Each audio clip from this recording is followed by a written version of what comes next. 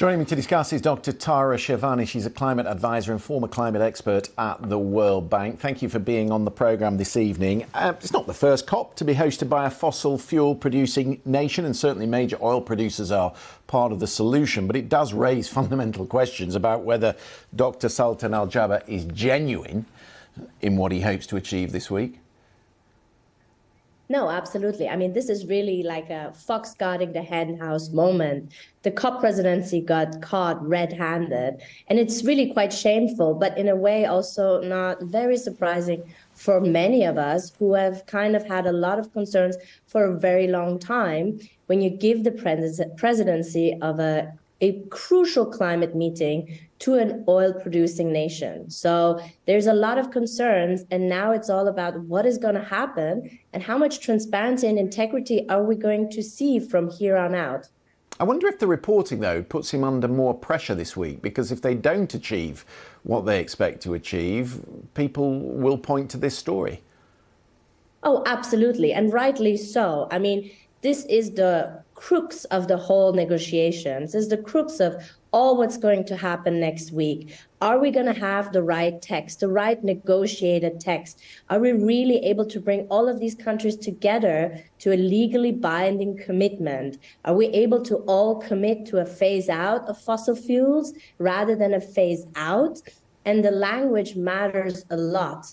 And those are the things, I think, where there's going to be immense scrutiny, not only on the presidency, but everyone involved, to see how honest and how far we can stretch that text. Well, and how urgently they are taking it. The fact that Xi Jinping's not going, Joe Biden's not going, Rishi Sunak, who's walked back some of his plans, flies in, flies out. The British message is very mixed. What the biggest governments who have real clout at this meeting, are they taking it seriously?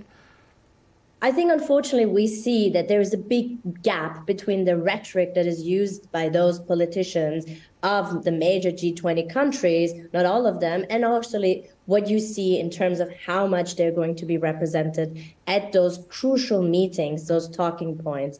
But it's true that, unfortunately, over time, the COP meetings have more and more become, I would say, a meeting to discuss, some would even call it a circus, where people come together and try to come to an agreement, but ultimately no real tangible legally binding agreement is ever being reached. And at the same time, we're running out of time dramatically to reach 1.5 degree, which is essential for us. It's not a political promise. It's not a political compromise to reach 1.5.